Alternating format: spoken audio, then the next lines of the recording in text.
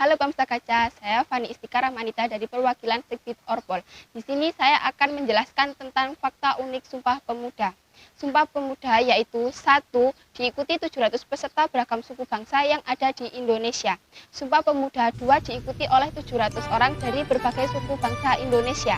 Dengan adanya Sumpah Pemuda, semua suku yang ada di Indonesia berjuang untuk mendapatkan kemerdekaan dan kemakmuran. Peserta Kongres Sumpah Pemuda 2 berasal dari berbagai organisasi pemuda yang ada pada waktu itu. Di antaranya Jong Java, Jong Ambon, Jong Celebes, Jong Sumatera Nenbon, Jong Islamineten Bon, Sekar Rukun, Perhimpunan Pelajar-Pelajar Indonesia dari PPPI, dan Pemuda Kaum Betawi. Penggunaan bahasa Belanda. Isi dari Sumpah Pemuda ini salah satunya adalah menjunjung tinggi bahasa persatuan bahasa Indonesia. Tapi pada saat perumusan ada hal yang menarik, yaitu penggunaan bahasa Belanda yang masih sangat mendominasi pada saat Kongres Sumpah Pemuda. Yang kedua, misalnya Siti Sondari, yaitu peturut pencipta pidatonya adalah Kongres tersebut. Dalam bahasa Belanda, tak hanya pembicara, para notulen pun menggunakan bahasa Belanda dalam Kongres tersebut. Perkenalkan, peci sebagai identitas pergerakan nasional.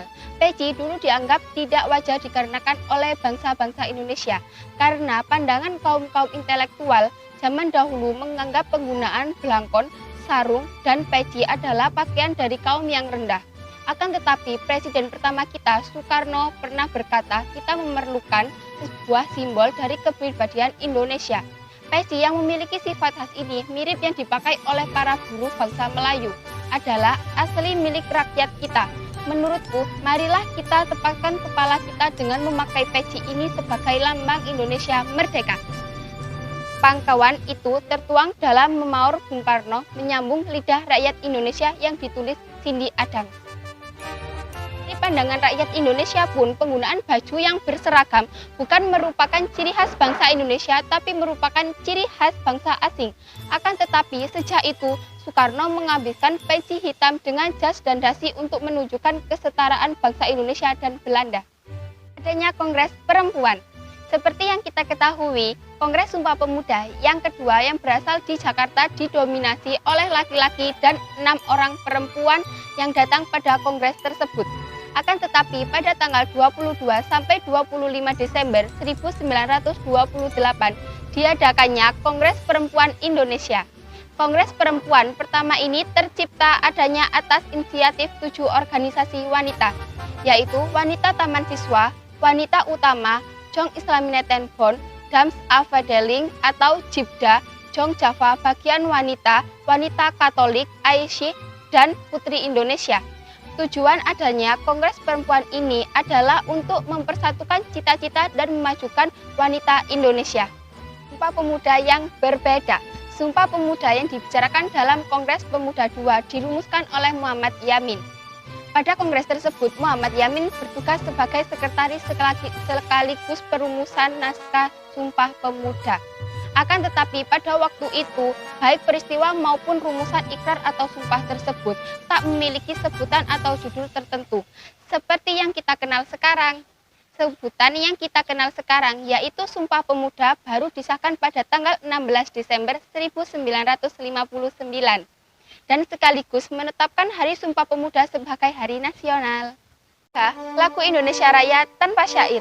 Lagu kebangsaan Indonesia Raya memiliki kaitan erat dengan peristiwa Sumpah Pemuda karena pada hari itu lagu ini didengarkan untuk pertama kalinya di hadapan para peserta Kongres Pemuda II. Lagu yang diciptakan oleh W.R. Supratman dengan tujuan menggambarkan Indonesia telah merdeka. Ini dikumandangkan tanpa syair.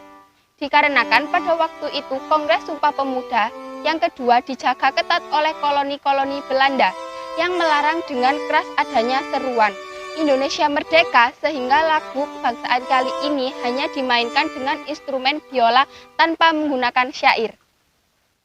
Penggunaan ejaan Van op Witsen.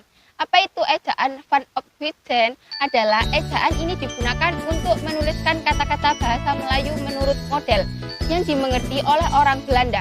yaitu menggunakan huruf Latin dan bunyi yang mirip dengan tujuan Belanda.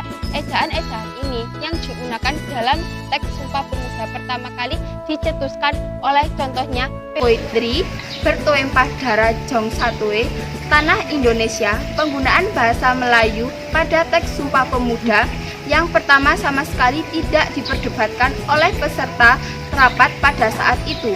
Dan perlu kalian tahu, ejaan ini adalah cikal bakal dari bahasa nasional bahasa Indonesia. Jadi ini dia fakta unik tentang Sumpah Pemuda yang saya sudah temukan. Lalu apa kalian juga menemukan fakta yang lain? Kalau memang ada, silahkan komen, like, dan share ke teman-teman kalian ya. Wassalamualaikum warahmatullahi wabarakatuh. Dadah!